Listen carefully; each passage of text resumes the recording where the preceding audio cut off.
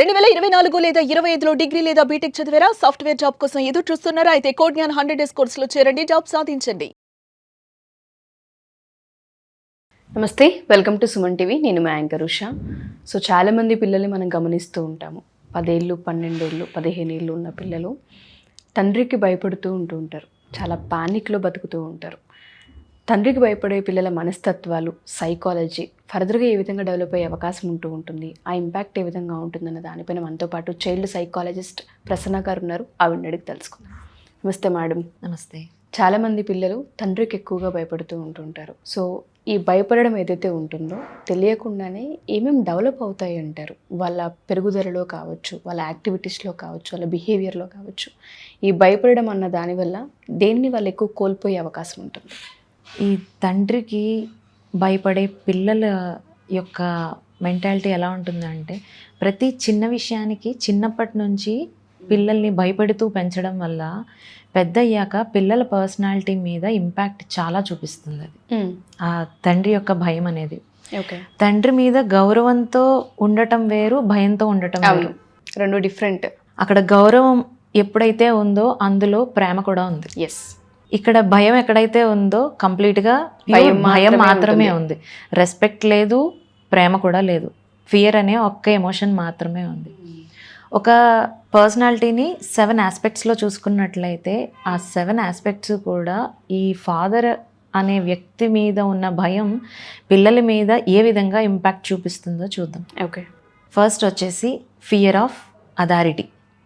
తండ్రి నుంచి ఎప్పుడైతే ఆ భయం అనేది వీళ్ళు ఫేస్ చేస్తూ ఉంటారో, పెద్దవాళ్ళ మీద ఒక రకమైన భయం. అది ఇంట్లో వాళ్ళు అయి ఉండొచ్చు, బయట వాళ్ళే అయి ఉండొచ్చు. ఎప్పుడు చూసినా క్రిటిసైజ్ చేస్తూ ఉంటారు.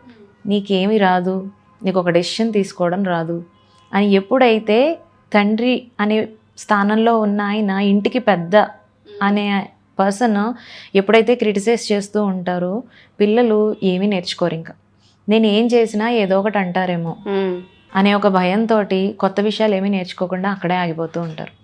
లెర్నింగ్ అనేది ఆగిపోతుంది. అది చిన్నప్పటి నుంచే ఆగిపోయినప్పుడు పెద్దయ్యాక అప్పటికప్పుడు స్టార్ట్ చేయడము, ఏదో నేర్చుకోవాలి అనడంలో చాలా ఇబ్బంది పడుతూ ఉంటారు. అండ్ ఎదుటి వాళ్ళని ఇంప్రెస్ చేయాలి అని ఎప్పుడూ తపన పడుతూనే ఉంటారు. ఎందుకంటే చిన్నప్పటి నుంచి భయపడుతూ పెంచిన తండ్రిని చూస్తూ ఉంటారు కదా. అంటే పిల్లలు ఏం డెవలప్ చేసుకుంటూ ఉంటారంటే, భయపెట్టే తండ్రి నుంచి మనం ఏం చేస్తే నాన్నని సంతోష పెట్టగలుగుతాం, ఇంప్రెస్ చేయగలుగుతాం, ఎలా ఇంప్రెస్ చేయగలుగుతాం, నేను ఏం చేస్తే ఆయన సాటిస్ఫై అవుతారు అనే వాటి మీద పిల్లలు ఎక్కువ ఫోకస్ చేస్తారు. అది రాను రాను ఏమవుతుంది అంటే, పెద్ద అయ్యాక కూడా తన అథారిటీ ఎవరైతే ఉన్నారో, బాస్ అవ్వచ్చు, స్కూల్లో టీచర్స్ అవ్వచ్చు, వాళ్ళని ఇంప్రెస్ చేసే ప్రయత్నంలోనే ఉంటారు. సమ్ టైమ్స్ ఇదేమవుతుంది అంటే, ఒకవేళ అవతల వాళ్ళ ఒపీనియన్ తనకి నచ్చకపోయినా కూడా నో అని చెప్పే సాహసం చేయలేరు. నో చెప్పలేకుండా తనలో తానే ఎమోషనల్గా చాలా స్ట్రగుల్ అవుతూ అదే కంటిన్యూ చేస్తూ ఉంటారు. అండ్ లో సెల్ఫ్ ఎస్టీమ్ని డెవలప్ చేసుకుంటూ ఉంటారు. అంటే వాళ్ళ మీద వాళ్ళకి నమ్మకం ఉండదు. తండ్రి ఎప్పుడు కూడా నీకేమీ రాదురా, ఏదైనా చెప్పినప్పుడు ఏడుస్తున్నాడు అనుకోండి, నువ్వు ఎమోషనల్గా ఇంత వీక్గా ఉన్నావేంటి, దానికి కూడా తిట్లే, దానికి కూడా అరుపులు కేకలే. ఇది ఎప్పుడైతే కంటిన్యూ అవుతూ ఉంటుందో తన మీద తనకి సెల్ఫ్ ఎస్టీమ్ అనేది డెవలప్ అవ్వదు. నేను ఏం చేసినా ఏదో ఒకటి అంటారేమో, నేను ఏం మాట్లాడినా దానికి వంకలు పెడతారేమో అనే విషయానికి ఇంకా కన్క్లూజన్కి వచ్చేసి మాట్లాడడం ఆపేస్తారు.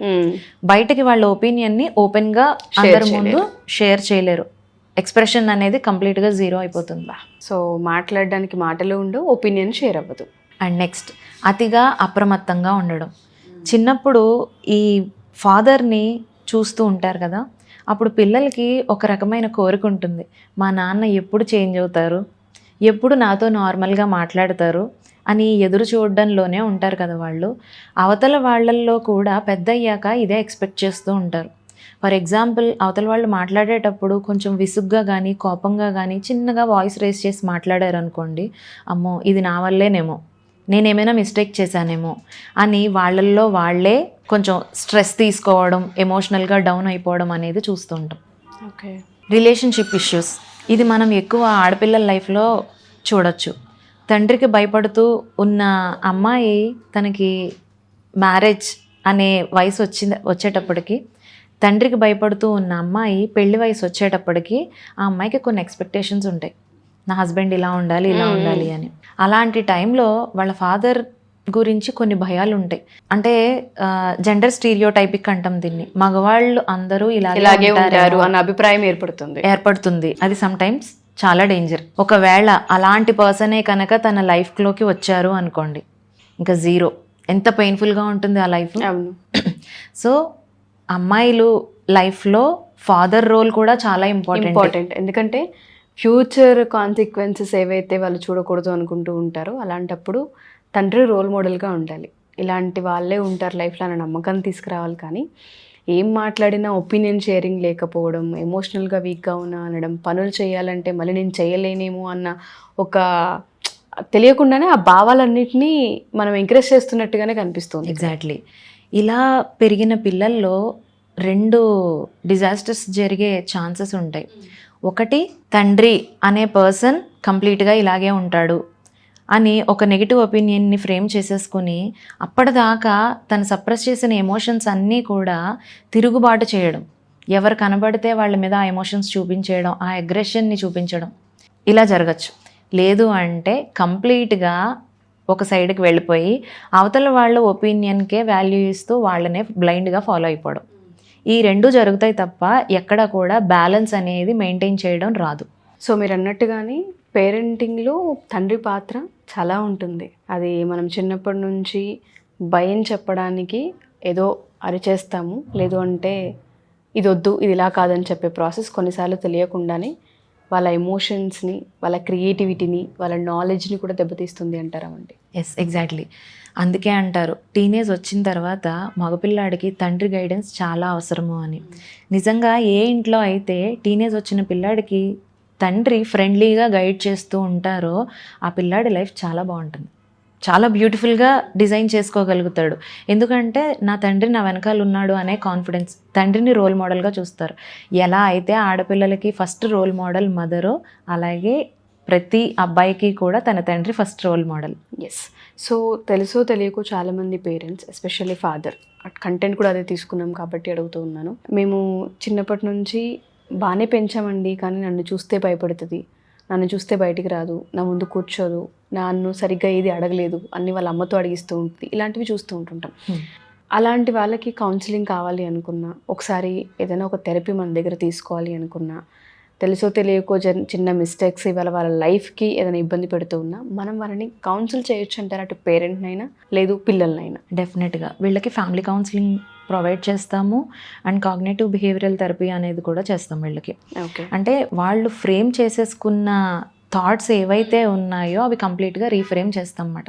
ఓకే. ఫ్యామిలీ కౌన్సిలింగ్లో ఇవన్నీ జరుగుతాయి. ఓవర్కమ్ చేయొచ్చు, పాసిబుల్. ఓవర్కమ్ చేయొచ్చు అంటారు. డెఫినెట్లీ ఓవర్కమ్ చేయొచ్చు. సో ఎవరైతే ఈ వీడియో చూస్తూ ఉంటారో తెలుసో తెలియకో కొన్నిసార్లు ఫాదర్ గైడెన్స్లో కొన్ని సందర్భాల్లో తండ్రి చిన్నప్పటి నుంచి భయపెడుతూనో, లేదు అంటే ఇలా ఉంటేనే పిల్లలు బాగుంటారన్న దాంట్లోనో అనుకోకుండానే భయపెట్టే ప్రాసెస్లో వాళ్ళు ఏమైపోతుందంటే తండ్రిని చూడగానే అలర్ట్ అయిపోతుంటారు, భయపడుతూ ఉంటారు. అది ఇప్పటికీ టీన్స్కి వచ్చాక కూడా మా పిల్లలు అలాగే ఉన్నారండి, ఏదన్నా అడగాలి అన్నా వాళ్ళ నాన్న దాకా వెళ్ళరు, నాతోనే చెప్పిస్తూ ఉంటారని చాలామంది తల్లులు చెప్తూ ఉంటారు. ఇలా భయపడుతూ ఒక దగ్గర ఆగిపోయి ఉంటే డెఫినెట్గా వీటికి కౌన్సిలింగ్ ఉంటూ ఉంటుంది. Father and daughter, father and son ఇద్దరు రావచ్చు కౌన్సిలింగ్కి. వీటి నుంచి మనం ఓవర్కమ్ బయటకు కూడా వచ్చే అవకాశం ఉంటుంది. మీకు ఎవరికైనా సరే కౌన్సిలింగ్ కావాలి అనుకుంటే కింద ఒక నెంబర్ స్క్రోల్ అవుతూ ఉంటుంది, దాన్ని మీరు కాంటాక్ట్ చేయొచ్చు. Thank you ma'am. Thank you so much. Thank you.